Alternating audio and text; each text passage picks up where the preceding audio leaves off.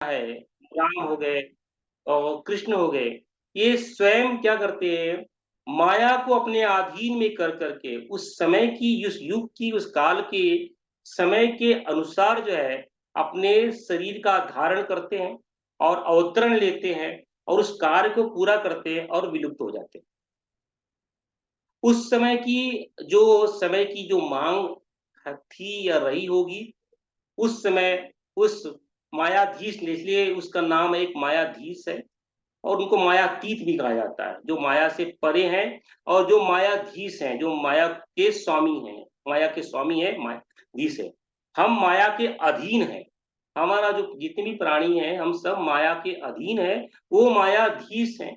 मायाधीश माया को अधीन में लेकर के, अपने अंदर में लेकर के काल के समय के अनुसार अपने शरीर का अवतरण करवाते हैं और कार्य पूरा होने के पश्चात में वो विलुप्त हो जाते हैं। एक मील के पत्थर को रखे जाते हैं कि इस तरह से आने वाली पीढ़ी जो है, इनका चिंतन करके उस परम चेतना में जो है लीन हो सकती है, उस परम चेतना का काम कर सकती है। भगवान राम का जो जन्म जो हुआ था, जो उद्देश्य था, उस समय के अनुसार जो है उन्होंने अपने परम चेतना ने शरीर को धारण करके उसी बाउंड्री में काम किया। आई मीन भगवान कृष्ण का जो जन्म था, उस समय की समय की मांग थी, उस तरह से काम किया। भगवान ज्ञानेश्वर का जो जन्म था, उस समय की मांग के अनुसार चेतना ग्रहण करके अवतरण लिया। भगवान जो है शंकराचार्य जी का जो अवतरण था, उन्होंने उस समय की चेतना की को देखते हुए, उस समय की मांग को देखते हुए शरीर को धारण करके अवतरण लिया। पंडित श्री राम शर्मा जी या हमारे गुरुदेव जो है उस समय की, आज की समय की मांग को लेते हुए चेतना को उन्होंने शरीर को धारण किया। ये इनके जन्म की प्रक्रिया में, अवतारी सत्ताओं के, परम चेतना के और जो है जन्म लेने की प्रक्रिया में और हमारे जन्म लेने की प्रक्रिया में जमीन आसमान के फर्क में अलग कुछ संबंध ही नहीं है। हम अपने माया के अनुसार, अपने कर्मों के अनुसार जो कर्म करते हैं, उस कर्म के फल के लिए मायातीत जो है, माया है, पराशक्ति है, हमें शरीर प्रदान करती है, हम उसको भोगते हैं। लेकिन जो अवतारी चेतना है, वो अवतारी चेतना स्वयं माया को अधीन करके, अपने आगोश में लेकर के अपने शरीर को स्वयं बनाती है और अपना अवतरण करवाती है। ये बहुत बड़ा भेद है। भले ही वो भी पंचभूतों से बने होते हैं, हम भी पंचभूतों से बने होते हैं, उनका जो है उनका अवतरण होता है, हमारा जन्म होता है। तो ये बातों को बड़े बड़े मोटे मोटे तौर पे रखना चाहिए। अब जो अवतारी सत्ता आती है, वो एक स्थापना करती है, एक विध्वंस करती है। अवतारी सत्ताओं का दो काम होता है, एक किसी चीज की स्थापना करना और एक किसी चीज को विध्वंस करना, कि जो नई पुरानी जो है उस समय की कुरीतियां आ गई हैं, तो जो चीजें जहर पैदा हो गया है, एक जहाँ पे मार्ग में रोधा आ गया है, उसको काटना और नए मार्ग को प्रशस्त करना, नए चीजों को बताना। ये दो प्रक्रिया अवतारी सत्ताओं की होती है। अवतारी सत्ता दो ही काम के लिए आती है। वो चाहे तो वो तो परम चेतना है, वो तो मीन आप भगवत गीता के सारांश स्वरूप भगवान शंकराचार्य के घोषणा को, रामानुजाचार्य के घोषणा को समझोगे, तो ये एक स्पष्ट रूप से बताते हैं कि इनका जन्म नहीं होता है, इनका अवतरण होता है। वो अपनी इच्छा अनुसार उस समय के प्राणियों की रक्षा के लिए, उनको मार्गदर्शन करने के लिए, ताकि समय समय तक जो है वो उसको ध्यान, जैसे कि मुझे अम, अभी उत्तर की तरफ जाना है या वाराणसी की तरफ जाना है, मैं कैसे जाऊंगा? मेरे पास में कोई मैप तो होना चाहिए ना। उस मैप के आधार पे मैं उत्तर की तरफ, काशी की तरफ जाऊंगा। तो ये मोटे मोटे तौर पे मानव जाति का कर्तव्य क्या है, मानव जाति क्या कार्य करे, किस तरह का कार्य करे, कैसे कार्य करे, उसको दिखाने के लिए, मार्गदर्शन के लिए, करने के लिए अवतारी चेतना का उतरण होता है। अगर वो चाहे तो विध्वंस की प्रक्रिया तो एक सेकंड में कर सकते हैं। रावण को मारना हो या किसी को मारना हो या किसी को, वो तो उनका एक सेकंड का भी काम नहीं है।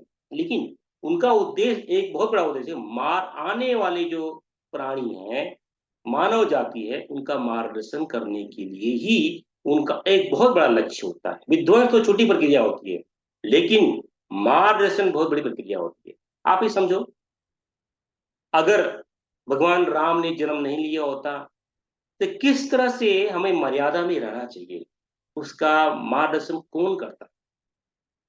किस तरह से हमारे इस पुरुष के अंदर हम कैसे उत्तम पुरुष बन सकते हैं, कैसे पुरुषोत्तम बन सकते हैं, ये कौन बताता था? अगर भगवान कृष्ण ना होते तो इतना बड़ा ब्रह्म ज्ञान जो अमृत का भी अमृत है, वो कहाँ से मिलता था? भगवत गीता ये मानव जाति के इस चतुर्युग का सबसे बड़ा उत्कृष्ट गिफ्ट जो है, परम चेतना से हमारे लिए दिया गया है। अगर उनका अवतरण नहीं होता, अगर उनको सिर्फ युद्ध करना होता, युद्ध करके क्या उनको युद्ध करने में क्या है? एक चक्र वो है, ऐसा किया सब खत्म, उसमें क्या है? उनके बात नहीं है। लेकिन उनका उद्देश्य है, जिस तरह से प्राणी जीवित रहते हैं, जैसे जन्म लेते हैं, बड़े होते शिक्षा ग्रहण करते हैं, शिक्षा ग्रहण करने में क्या उनका उद्देश्य होना चाहिए, गृहस्थ में क्या उनका उद्देश्य होना चाहिए, वानप्रस्थ में क्या उद्देश्य होना चाहिए, संन्यास में क्या उद्देश्य होना चाहिए, किस तरह से इस शरीर की वो अपनी रक्षा करनी चाहिए, किस तरह से शरीर को छोड़ना चाहिए, क्या क्या कार्य करने चाहिए, उस सभी का मार्गदर्शन उनका एक उद्देश्य, उनका वही उद्देश्य होता है। विध्वंस की एक छोटी प्रक्रिया होती है, विध्वंस उस कार्य में एक छोटा सा मार्ग होता है। अब परम पूज्य गुरुदेव जो है, जो यज्ञ और गायत्री विलुप्त हो चुकी थी, उसका मार्ग सशक्त करने के लिए वो तो, अगर हम मानते हैं महाकाल है, प्रजापति हैं, वो मानते हैं, और तो उन्हें ये सब करने की क्या जरूरत है कि आएंगे 24-24 लाख के महापुरुषन करेंगे, जौ की रोटी खाएंगे, क्या उनकी इनके क्या अवस्था है? लेकिन हमारे वो पिता हैं, वो हमारे पिता ने इस तरह के मार्ग कार्य किए हैं, वो प्रेरणा कौन देगा? हम बच्चों को प्रेरणा कहाँ से मिलेगी? तो हम देखेंगे, अच्छा परम गुरु पैदा हुए, 11 वर्ष की अवस्था में 5 माला मारा करते थे। चलो 5 माला वो करते तो 5 मंत्र तो मैं कर सकता हूँ कि नहीं कर सकता हूँ। फिर उन्हें 24-24 साल तक जो है जौ की रोटी खाई, एक समय का भोजन किया, तो क्या मैं भी जो है एटलीस्ट 24 जौ की रोटी नहीं तो एटलीस्ट एक समय का भोजन करूँ, और 24 लाख नहीं तो कम से कम मैं 2 लाख, 1 लाख का जप तो करूँ। वो जो है 6-6 घंटे प्रतिदिन स्वाध्याय करते थे। क्या मैं भी कम से कम 6 घंटे नहीं तो जो है आधा घंटा, 15 मिनट या 20 मिनट स्वाध्याय करूँ? वो जो है 6-6 घंटे ध्यान करते थे। अगर मैं 6 घंटे ध्यान नहीं करता हूँ तो कम से कम जो है 1 घंटा, आधा घंटा, 5 मिनट तो ध्यान करूँ। हमारा पिता जो कार्य करता है, हम उसका जो है स्मरण करते हैं। अब आते हैं दूसरे प्रश्न पे। राम का नाम राम से बड़ा है। राम देखो अब जो है, अम, जिसे मैंने बताया, शुरुआत में बताया कि भई ब्रह्मा जी के एक दिन में 1000 चतुर्युग होता है, यानी 1000 बार भगवान कृष्ण और भगवान राम का अवतरण होता है। भगवान राम और वशिष्ठ जी का एक बड़ा संवाद है, इसे हम योग वशिष्ठ के नाम से जानते हैं। योग वशिष्ठ में बालक राम किस तरह से एक बालक की जिज्ञासा होती है, वहां पे वो भगवान राम नहीं है, वो बालक जिज्ञासु जो पुत्र कह सकते, बच्चा बालक कैसे होता है, उस जिज्ञासा से नाना प्रकार के प्रश्न जो है वो जो है वो पूछते हैं, वशिष्ठ जी को पूछते हैं। और वशिष्ठ जी उस चिंतन को, क्योंकि भगवान राम ने अपने आप को दिखाया कि मुझे वैराग हो गया है कि अभी भी सब राजपाट क्यों करना है मुझे, आपने इसे शिक्षा बता दिया, ये कुंडली जागरण के बता दिया, ये सत्यम लोग बता दिया, उसके लिए ब्रह्म लोग बता दिया, पर ब्रह्म बता दिया, मैं वही ब्रह्म लोग की चिंतन करूंगा, क्योंकि वो मानव शरीर में तो लोगों को दिखाना है कि कैसा बच्चा भी एक वैरागी हो सकता है। तो वैराग की अवस्था में पूछते हैं कि मैं ये सब क्यों करूं, मेरा मुझे धनुर्विद्या, ये विद्या, वो विद्या, अति बला विद्या मुझे सीखने की क्या जरूरत है, मुझे तो मैं जो है बला विद्या सीखने की क्या जरूरत है, मैं जो है सीधा अति बला को सीख करके पराशक्ति में लीन होकर के मैं सीधा ऊपर चला जाऊंगा। वही वशिष्ठ जी उनको समझाते हैं कि भाई किस तरह से मानव जाति में अलग अलग प्रक्रिया होती है, उस प्रश्नों के उत्तर देते हैं, किस तरह से अलग अलग युगों में अलग अलग राम आते हैं। राम जो है, आज तुम राम नहीं हो, मतलब कि दशरथ जो है, दशरथ के पुत्र जो है, दशरथ का पुत्र राम नहीं है, राम तो अनंत काल से है। आप वेदों में भी जाओगे तो राम का नाम उच्चारण होता है। आप भी बोलोगे राम तो जो है इतिहास है, इतिहास है नहीं, जो पुराने काल में पैदा हो चुके हैं उसी इतिहास करते हैं। तो जो है राम का उल्लेख तो अभी पैदा हुए, लेकिन राम का तो जो है तो उल्लेख तो वेदों में है, और वेद शाश्वत है। और उसी तरह से जो है भ्रांति जो है अर्जुन को भी चौथे अध्याय के प्रथम श्लोक में जब केशव कहते हैं कि भाई पूर्व काल में, आदि काल में यह ज्ञान मैंने सूर्य को दिया, तो जो है अर्जुन की आंखें चौकड़ी हो जाती है, भाई अभी तो आप तो वसुदेव और जो है माता यशोदा के पुत्र हैं, तो कैसे आई मीन जो है आई मीन आप पूर्व काल में सूर्य को जो है आप जो है ज्ञान दे सकते हैं, इक्ष्वाकु वंश में आप कैसे ज्ञान दे सकते हैं, मतलब कैसे ज्ञान, यह ज्ञान जो भगवद गीता का जो ज्ञान है, चौथी बार ज्ञान दिया गया है, भगवान कृष्ण स्वयं कहते हैं, कैसे कहते हैं। तो उस ज्ञान को मतलब ये जो अवतारी सत्ता है, उनका अवतरण होता है, उनका उद्देश्य होता है, मार्गदर्शन होता है। और राम नाम जो है वो इतना उत्कृष्ट नाम है। आजकल के जो ऋषि हैं और जो नए नए पुराण हैं, और जो है क्योंकि राम जो है दशरथ का ही पुत्र नहीं है, वो अलग अलग। पिछले आई थिंक बहुत अच्छा प्रश्न किया। पिछले हफ्ते ही मैंने एक जो है एक दोहा जो है कबीरदास जी का एक दोहा है। अ, कबीरदास जी चिंतन करते रहते हैं, तो जो है एक उनका वो दोहा क्रिएट करते हैं। एक राम जो है दशरथ का पुत्र है। एक नाम जो है उसका जो हर जगह जो है उसका व्यवहार होता है। एक नाम जो है जो से सबसे वो घटघट में बसा हुआ है। एक राम जो है वो जो है सबसे न्यारा है। ये दोहा कबीरदास जी लिखते हैं। तो कुछ उस समय भी बुद्धिजीवी होते हैं, बुद्धिजीवी तो हर समय पैदा होते हैं। तो बोलते हैं कि भैया आप बताइए कि ये जो राम है तो दशरथ का पुत्र कैसे हो सकता है, क्योंकि दशरथ का पुत्र है तो सबसे घटघट में कैसा हो सकता है। और फिर ये सबसे न्यारा कैसे हो सकता है, क्योंकि वो तो आपने बताया एक राम जो है दशरथ का पुत्र है। तो कबीरदास जी चिंतन करते हैं, सदगुरु की चेतना से याद करते हैं। और जो है फिर से उस दोहे को, जब वो फिर से बुद्धिजीवी आते हैं उनको उत्तर देते हैं। फिर से उनके बुद्धिजीवी लोग तो क्या है, हर जगह रहते हैं, हर समय आते हैं और टेस्ट करते रहते हैं आपका लिटमस। बुद्धिजीवी बहुत जरूरी होते हैं अपने जीवन में, वो हमेशा लिटमस टेस्ट करते हैं। फिर से आते हैं कि भाई आपने भगवान राम का, तो आप दशरथ का पुत्र है, आप उसकी चेतना को पूजा क्यों कर रहे हैं, मतलब फिर वो उत्तर देते हैं, वही राम जो है दशरथ का पुत्र है, वही राम जो है घटघट में समाया हुआ है, वही राम जो है उसका बसेरा हर जगह बसा हुआ है, और वही राम सबसे प्यारा है। यानी राम की परिभाषा वही है, वह एक नहीं है, वह वही है। तो इस तरह के जो है कबीरदास जी जो है परिभाषित करते हैं। और उसी दोहे को मैंने आई थिंक एक हफ्ते पहले जो है ग्रुप पे डाला था। तो जो है ये राम जो है वो दशरथ का पुत्र नहीं है, वो तो पुरुषोत्तम है, वो ब्रह्म चेतना है। और उसके चेतना का उच्चारण करने से, श्रद्धा में उस राम की चेतना में एकाकार होने से हम उस ब्रह्म चेतना को प्राप्त कर सकते हैं, और उसके जो है एक कदम आगे बढ़ सकते हैं। इसलिए जब हम राम का नाम लेते हैं, जब हम राम को याद करते हैं, तो कभी कभी हमारे मन में दशरथ का पुत्र नाम की छवि आ जाती है। ये कभी कभी आदमी को विचुत कर सकती है।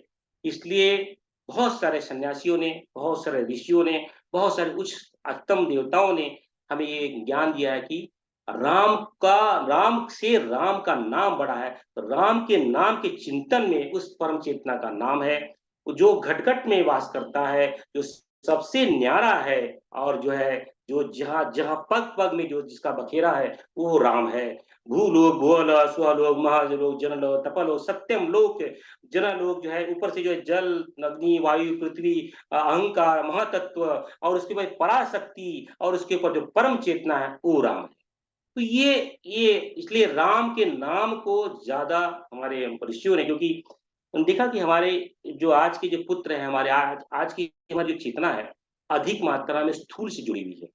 हम अधिक मात्रा में जो है अनुष्ठान नहीं कर सकते, ध्यान नहीं कर सकते, ये नहीं कर सकते। इसलिए जो है राम नाम के जप को बहुत महत्व दिया है। बड़ा छोटा सा नाम है, और उच्चारण करने में कोई गलती नहीं। राम राम राम कितना सुंदर नाम है, और बहुत आसान भी है, कोई भी व्यक्ति कर सकता है, कैसे भी कर सकता है, उठते जागते। इसलिए बहुत सारे हमारे सभी लोगों ने नाम रखा अपने पुत्र का नाम राम, ताकि मरते समय भी हम है उस चेतना को याद कर सकें। अगर आप भगवत गीता को सही ढंग से आप समझेंगे, तो जो है अर्जुन प्रश्न पूछते हैं कि मैं उस ब्रह्म को कैसे प्राप्त करूं। तो भगवान बताते हैं, बहुत कुछ बताते हैं, अंतिम में बताते हैं कि जिस व्यक्ति की मृत्यु मुझे याद करते हुए होती है वो मुझे प्राप्त करता है। बहुत कुछ बताते हैं, चार बातें बताते हैं, लेकिन अंतिम बात में बात करके भी आपके प्रश्न को यहाँ पे रोकूंगा कि जो आई मीन अ, अंतिम जो है मुझे याद करते हुए जो या जो है जो जो शरीर को छोड़ता है, स्थूल शरीर को छोड़ता है, वह ब्रह्म चेतना, राम चेतना, परम चेतना, कृष्ण चेतना उस परम धाम में प्राप्त करता है। अब ये बहुत सारे बुद्धिजीवियों को प्रश्न आएंगे कि भाई तो ठीक है, हम जो है बढ़िया है, तो इसमें जो है अंतिम समय याद करेंगे और मिल जाएंगे। लेकिन जो जन्म जीवन भर किसी को याद नहीं किया, वो मृत्यु के समय कैसे याद करेंगे? मृत्यु के समय वही याद आएगी जिसको जीवन भर हमने अभ्यास किया है। जैसे कि सचिन तेंदुलकर है या विराट कोहली है, क्रिकेट के मैदान में जाते हैं, उन्होंने जीवन भर स्पिनर को, फास्ट बॉलिंग को, जो है टप्पा बॉलिंग को खेला है, उसका अभ्यास किया है। इसलिए जब वो बॉल आती है, स्विंग करती है, तो उसको छक्का और चौका मारते हैं। अगर वो अभ्यास नहीं करेंगे तो जो है जीरो पे आउट हो जाएंगे। वैसे ही जब जो है हम जीवन पर्यंत राम के चिंतन में रहेंगे, कृष्ण के चिंतन में रहेंगे, ओम के चिंतन में रहेंगे, आदि शक्ति के चिंतन में रहेंगे, तो अंतिम समय भी वही आएगा। जीवन पर्यंत नहीं किया, अंतिम समय भी नहीं आएगा। इसलिए बहुत सारे ऋषियों ने तोड़ निकाला कि अपने पुत्र का नाम अपने जो है राम के नाम पे रख दो, कृष्ण के नाम पर रख दो। इसको बार बार आप पुकारोगे तो नाम रहेगा, तो अंतिम बार भी आप उनको पुकारोगे तो जो है याद आएगी। तो ये इस तरह की बर्बाद, तो राम का नाम राम से भी बड़ा है और बड़ा उत्कृष्ट है।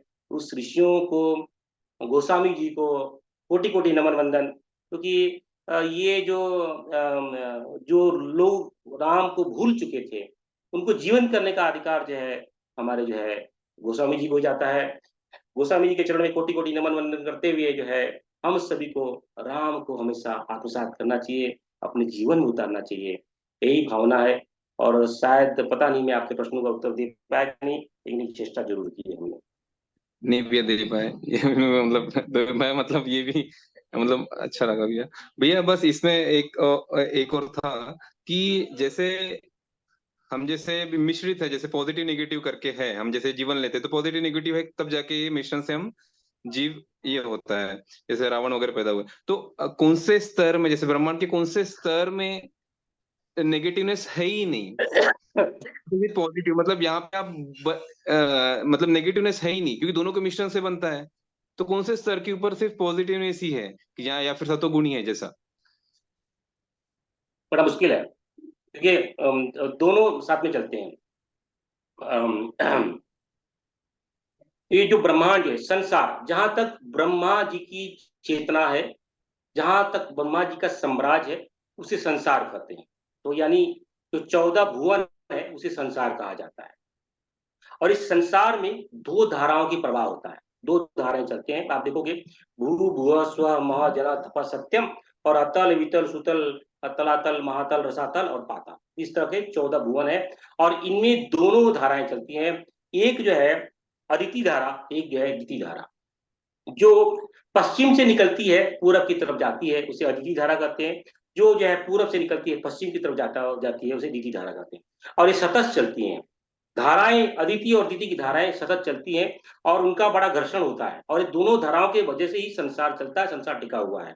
ये इसलिए आप देखोगे, अब ब्रह्मा जी को क्या पड़ी थी भाई, जो है सात जो है असुर लोग बताए, सात असुर लोग बताए बनाए, तो 14 जो भुवन बनाए, तो सात लोक में जो है ये नेगेटिव, उस तरह के नेगेटिव नहीं लेना जो हम समझते हैं। जैसे कि हमारा गृहस्थ भी है, एक नेगेटिव धारा, एक जो है पुरुष, अगर पुरुष को अगर हम समझ ले धनात्मक है, तो स्त्री जो है ऋणात्मक है, दोनों के समन्वय से चलता है। इसलिए जो है धनात्मक और ऋणात्मक के संगम से ही जो है ये संसार ग्रस्त चलता है। और ये जो संसार है, ये 14 भुवन का जो लोक है ब्रह्मा जी का, वो भी अदिति और द्वितीय की धारा के माध्यम से चलता है, यानी ऋणात्मक और धनात्मक के माध्यम से चलता है। तो कोई आप जो है ऋणात्मक से दूर नहीं जा सकते। जो भगवान का अवतार जो होता है, अभी जैसे कि अभी हमारा शरीर देखिए, ये जो शरीर है, शरीर जो है ऋणात्मक है। जो स्थूल शरीर, सूक्ष्म शरीर, कारण शरीर, ये जो हमारा सावित्री की देन है, ये जड़ चेतना है, ऋणात्मक है। जो इसके अंदर जो है ओजस तेजस वर्चस है, वो जो है गायत्री है, वो धनात्मक है। अगर ये ओजस तेजस वर्चस और स्थूल सूक्ष्म कारण न हो तो हम शरीर ही नहीं रहेंगे। यानी जो है नेगेटिविटी और पॉजिटिविटी, यानी सावित्री और गायत्री, दोनों की आवश्यकता है इस शरीर को चलाने के लिए, और दोनों को नकारा नहीं जा सकता। हाँ, अब हम पूरा का पूरा महत्व हमारे इस स्थूल शरीर को दें, शुद्ध शरीर को दें और कारण शरीर को दो, तो हमारा ऊर्जा का जो गति है वह स्थिति की तरफ जाती है, यानी हम अधोगति की तरफ जाते हैं, यानी हम अतल वितल सुतल पतल की तरफ जाते हैं, नेगेटिविटी की तरफ जाते हैं। अगर हम अपनी अपनी ऊर्जा को ओजस तेजस वर्चस की तरफ लेके जाए, तो हम जो है ऊर्ध्वगति की ओर जाते हैं। हम जो है हम नेगेटिविटी और सावित्री को कभी खत्म नहीं कर सकते, क्योंकि गायत्री और सावित्री का संगम ही प्राणी है, संसार है। अगर जब उस जहाँ परम चेतना में जब लीन होते हैं, तभी हो सकती है कि जो है पूरी जो है कुछ वहां पे नेगेटिव ही नहीं है, जो है पॉजिटिव ही नहीं है। आपने ऋग्वेद पूरा पढ़ा होगा। ऋग्वेद में अलग अलग जो है सूक्त बताए हैं, पुरुष सूक्त, मानव सूक्त, देवी सूक्त, हिरण्यगर्भ सूक्त, नारदीय सूत्र सूक्त। उसके अंदर ही बड़ा उच्चारण किया गया है।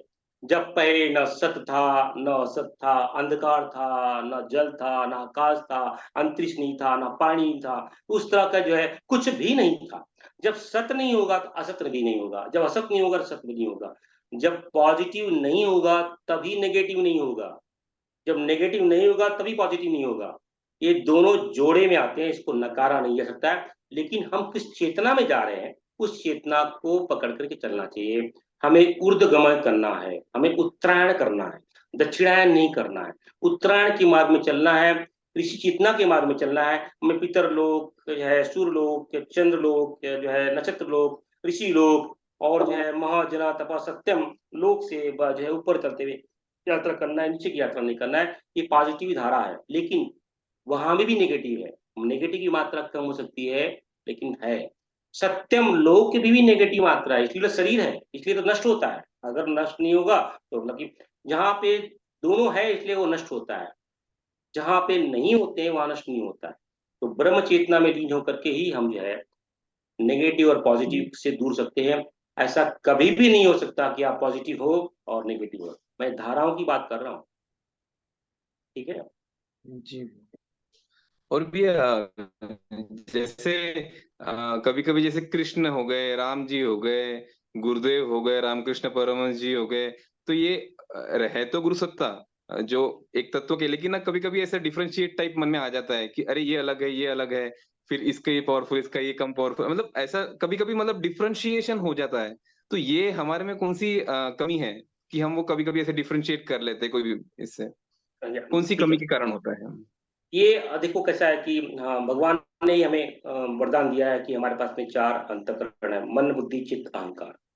मन का काम होता है संकल्प और विकल्प, बुद्धि का काम होता है अवलोकन करना। बुद्धि जो है अवलोकन करवाती है, चित्त जो है पूर्व संस्कार के अनुसार जो है उसका ठप्पा लगाती है, और अहंकार उसको कार्यान्वित करता है। जो बुद्धि है वो जो है अवलोकन करवाती है। अच्छा, राम बड़े हैं कि कृष्ण बड़े हैं, कि परम गुरुदेव बड़े हैं कि गायत्री माता बड़ी है, ये अवलोकन जो है बुद्धि के क्षेत्र में होता है। अरे ये सब तो कुछ है ही नहीं, ये बुद्धि का क्षेत्र होता है। तो ये लेकिन हमें ये समझना चाहिए कि जहाँ मन बुद्धि चित्त अहंकार की सीमा खत्म होती है, वहां राम और कृष्ण का उदय होता है, वहां गायत्री का उदय होता है। जैसे कि एक श्लोक है, दक्षिणामूर्ति श्लोक भगवान शंकराचार्य ने बनाया है। ईश्वरो गुरुर आत्मेति मूर्ति वेद विभागिने व्योमवंत व्याप्त देया दक्षिणामूर्ते नमः। इसका अर्थ ये होता है कि गुरु और आत्मा और ईश्वर तीनों के रूप और नाम अलग अलग है। ईश्वरो गुरु आत्मिक जो है, ये तीनों के नाम और रूप अलग अलग है, लेकिन तीनों एक ही है, आकाश के समान है। दक्षिणामूर्ति है, यानी दक्षिणामूर्ति यानी जो पार्वती का पिता पति है, यानी दक्षिणामूर्ति यानी भगवान शिव हैं, उन उनके सदृश है। यानी नाम रूप अलग हो सकते हैं। जैसे कि हमें लग सकता है कि राम का स्वरूप ये है, कृष्ण का स्वरूप ये है, रामकृष्ण परमहंस देव का स्वरूप ये है। ये उनके ही नाम और रूप अलग हो सकते हैं, लेकिन वो एक ही चेतना है। चेतन महाप्रभु का नाम अलग है।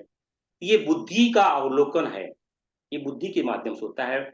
इस बुद्धि की शुद्धिकरण के लिए हमें स्वाध्याय करना पड़ता है। और कौन सा स्वाध्याय? वेद का स्वाध्याय करना, उपनिषद का स्वाध्याय करना पड़ता है। जब हम उपनिषद और वेद को अपने जीवन में उतारेंगे तो बुद्धि की सीमा खत्म होगी और ये अवलोकन बंद होगा। बहुत सारे मैंने बुद्धिजीवियों को देखा है, वो जो है राम को और कृष्ण को अपने सदिश समझ करके उनकी परिभाषा शुरू कर देते हैं। ऐसे ऐसे बुद्धिजीवी ठीक है, लेकिन ऐसे साधक, अध्यात्म पथ पे चले हुए साधक को कभी भी इनकी परिभाषा नहीं कर सकते। गोस्वामी जी ने, भगवान वेद व्यास ने, भगवान शंकराचार्य ने पुराणों ने अंततः ये लिख के छोड़ दिया, जो अनादि है, अनंत है, अखंड है, अजन्मा है, वही राम है, वही कृष्ण है, वही केशव है। जब उन्होंने यहां तक भाषा को बंद कर दिया, क्योंकि भाषा की अपनी सीमा है, वो सीमा के आगे नहीं जा सकता। उन्होंने यहां तक आकर के लोग दिया कि भाई जो अजन्मा है, जो अनादि है, जो अविनाशी है, जो अनादि अनंत है, अखंड है, वो राम है, कृष्ण है। तो हम अपनी बुद्धि से उनकी व्याख्या क्यों करें? कभी भी नहीं करना चाहिए। एज ए साधक, वो बुद्धिजीवों के आजकल की बहुत बड़ी ये हो गई कि भाई हम जब डिफाइन करना शुरू कर देते हैं, नहीं कर सकते। हमारे जब ऋषियों ने डिफाइन नहीं किया तो उन्होंने अलग अलग अलंकार लेकर के, जैसे कि आप जो है गायत्री माँ की जो है विराट स्वरूप का जब दर्शन जो है भगवान शिव करवाते हैं, तो ये भगवान माँ माता का जांग जो है पृथ्वी है, जो है उनके नुपुर जो है वेद है, हमारा उनका हाथ जो है ये है, उस तरह की व्याख्या करते ताकि हमको समझ में आए। और अंत तक कहते हैं कि यह अजन्मा है, अजा है, अविनाशी है, अखंड है, अनंत है। सभी परम चेतना की परिभाषा यहाँ पे आके रुक जाती है। पहले हमें समझाने के लिए वो बताते हैं कि भाई उनका जो है ये पृथ्वी है, ये उनका कान, ये दोनों जो है कान है, उनके ऋषि हैं, इनके जो नेत्र है सूर्य और चंद्रमा है, ये इस तरह की परिभाषा करते हैं। उनकी जो लटाएं हैं वो सब नदियां हैं, ये सब बताते हैं। लेकिन अंततः क्या करते हैं कि उनकी भाषा को इस जगह लाके रोक देते हैं कि वो आर्य शक्ति ही अजन्मा है, अनादि है, अखंड है, अनंत है, वो उस तरह के को रोक देते हैं। तो हम ऋषि पद पे चले गए, गुरुदेव के पद पे चले गए, ऋषि के पुत्र हैं। इसलिए हम सभी को जो ऋषियों की अंतिम वाणी है उसको याद, क्योंकि जब गोस्वामी जी ने अपनी भाषा को वहां मर्यादा कर दिया, जब जो है भगवान वेद व्यास ने अपनी भाषा को वहां मर्यादा कर दिया, जब भगवान शंकराचार्य जी ने अपनी भाषा को वहां मर्यादा कर दिया, जब भगवान ज्ञानेश्वर ने अपनी भाषा को वहां मर्यादा में लाकर के बांध दिया, उससे आगे हमें नहीं करना चाहिए, उसके आगे कुछ मत नहीं करना चाहिए। तो उसको शुद्धि करने के लिए बुद्धि का शुद्धि, बुद्धि ये बुद्धि के कारण से हम कंपेयर करते हैं कि गायत्री बड़ी है कि गुरुदेव बड़े हैं, गायत्री बड़ी है कि सवित्रा बड़ी है, कि जो है राम बड़े हैं कि कृष्ण बड़ा है। ये बुद्धि का अवलोकन है। और उसके मतलब ये बुद्धि का अवलोकन जब करता है तो समझ लेना कि बुद्धि शुद्ध नहीं है, अशुद्ध है। उसके शुद्धिकरण के लिए वेद माता और गीता माता का शरण बिना इसकी शुद्धि नहीं हो सकती। हम सभी को वेद माता और गीता माता की शरण लेना ही लेना होगा। जब तक हम गीता को अपने जीवन में आत्मसात नहीं करेंगे, जब तक गीता को अपने अंदर नहीं रच रच में नहीं बसाएंगे, जब जब वेद माता को अपने जीवन में नहीं उतारेंगे, तब तक बुद्धि की शुद्धिकरण नहीं हो सकती। अज्ञान के कारण, अज्ञान वश के कारण, बुद्धि की क्षुद्धता के कारण, बुद्धि की अशुद्धता के कारण हम जो है राम कृष्ण और का कंपैरिजन करते हैं। तो उसके दूर करने के लिए भी ऋषियों ने मार्ग दिखाया कि आप जो है वेद माता की शरण लो, आप गीता माता की शरण लो, तभी तो जो है ज्ञान मिलेगा। और गीता का शरण लेने के लिए अर्जुन बनना पड़ेगा। कभी कभी मैंने वो दो साधुओं को देखा है, उनको लगा यार ये अर्जुन कितना बेवकूफ है, ये इतना प्रश्न कुछ कर रहा है। मतलब समझ लो कि गीता पल्ले पड़ेगी ही नहीं। जो अर्जुन नहीं बनेगा उससे गीता, क्योंकि ज्ञान जो है भगवान ने अर्जुन को दिया है, न भीष्म को दिया है, न द्रोणाचार्य को दिया है, न किसी को नहीं दिया है, अर्जुन को दिया है। अर्जुन वह पात्र है, वह श्रेष्ठतम पुरुष है। जब तक उसको हम जीवन में धारण करके अर्जुन बन करके गीता को नहीं पढ़ेंगे, गीता कुछ भी पल्ले नहीं पड़ेगी, भगवान अपना मुख ही नहीं खोलेंगे। हम जो है मंत्र तो बोल लेंगे, श्लोक तो बोल लेंगे, लेकिन कुछ भी पल्ले नहीं पड़ने वाला है। अर्जुन बनना पड़ेगा। अर्जुन बन करके ही, अर्जुन समझ करके ही, अर्जुन के समझ प्रश्न का जो अपने आप को मानसिक रूप से अर्जुन बन करके अगर हम समझेंगे तो ही गीता का पल्ले जो है सुनाई देगा, नहीं तो भगवान कृष्ण मुख नहीं खोलने वाले। आप देखो, सर्वश्रेष्ठ पुरुष है वो, सर्वश्रेष्ठ नर है, जिसने सशरीर स्वर्ग लोक की यात्रा की, सशरीर भगवान का सबसे प्रिय है। उस समय तो कर्ण भी थे, उस समय तो युधिष्ठिर भी थे, भीष्म भी थे, सभी थे, लेकिन सर्वश्रेष्ठ है अर्जुन, पवित्र है अर्जुन, उसको अपवित्रता छू नहीं सकती। ऐसे श्रेष्ठ बन करके वो भी पता नहीं क्यों उसके मन में क्या आया, उसका प्रेम ही शायद हम लोग पे रहा होगा, शायद उसने यह क्रिया हम सबके लिए ही की होगी, क्योंकि इतना पवित्र श्रेष्ठ पुरुष जो प्रश्न कर रहा है, तो उसकी भावना को हमें समझना चाहिए कि वो हमारे लिए कर रहा है, और उसको समझने के लिए हमें अर्जुन बनना पड़ेगा, अपने आप को पवित्र बनाना पड़ेगा, अपने उसको उसके गोद, अर्जुन की गोद में बैठ करके भगवान की भाषा को सुनना पड़ेगा, तभी तो समझ में आएगी। इतना आसान नहीं है, भगवत गीता को समझना इतना आसान नहीं है। अर्जुन बन करके ही, अर्जुन जी करके ही जो है भगवान की वाणी को समझा जा सकता है, उसको आत्मसात किया जा सकता है। तो हम सब अर्जुन बने, यही भावना रहेगी। अब तुम्हारा प्रश्न क्या था, मैं तो भूल ही गया, मैं तो इन बातों में आ गया। बताओ क्या प्रश्न था तुम्हारा, यही प्रश्न था कि दूसरा कुछ था? भैया प्रश्न हाँ, याद मैं भी यार थोड़ा काम नहीं सा है। मैं भी आपकी इतना सुन लिया, मतलब मैं भी भूल गया, मैं प्रश्न क्या था मेरा। हाँ बढ़िया, हाँ चलो हाँ ठीक है। हाँ, ये था कि गुरुदेव अलग है, गुरुदेव है, रामकृष्ण जी हाँ, है, राम तो बड़े है, उसका उत्तर कृष्ण तो मैंने छोटे, दे वो दिया अलग भाई। है। बस बुद्धि, बस वही वही बुद्धि वही का था वही। शुद्धिकरण, बुद्धि का शुद्धिकरण करोगे। वेद माता और गीता माता, दो ही, एक ही मार्ग, दूसरा कोई मार्ग ही नहीं है। वेद माता की शरण, गीता माता की शरण ही बुद्धि का शुद्धिकरण होगा। और ये अवलोकन, बुद्धि में क्षुद्धता, बुद्धि में अशुद्धता के कारण होती है। और बुद्धि जो है जन्म जन्मांतर से है, 84 लाख योनियों के कारण बनी हुई है, वो विशुद्ध है, अशुद्ध है। तो उसको शुद्ध करने के लिए स्वाध्याय करना पड़ेगा, प्रवचन करना पड़ेगा। स्वाध्याय किसका करना पड़ेगा? गीता माता और वेद माता का। प्रवचन किसका सुनना पड़ेगा? प्रवचन उसी कहते हैं जिसमें उस प्रणव का, उस का प्रवचन हो, वचन हो, उसे वेद माता का वचन हो, गीता माता का वचन हो, उसे ही प्रवचन करते हैं। तो वे स्वाध्याय और प्रवचन के माध्यम से की बुद्धि की शुद्धि होगी, और उसका कोई मार्ग नहीं है। जी भैया, बहुत बहुत बहुत धन्यवाद भैया, अंदर से धन्यवाद बहुत। थैंक मुझे जो प्रश्न लेके आते हो तो क्या करेंगे है? यू। नहीं भैया, थैंक यू भैया। ओम तस्मै श्री गुरुवे नमः। तस्मै श्री गुरु। यस।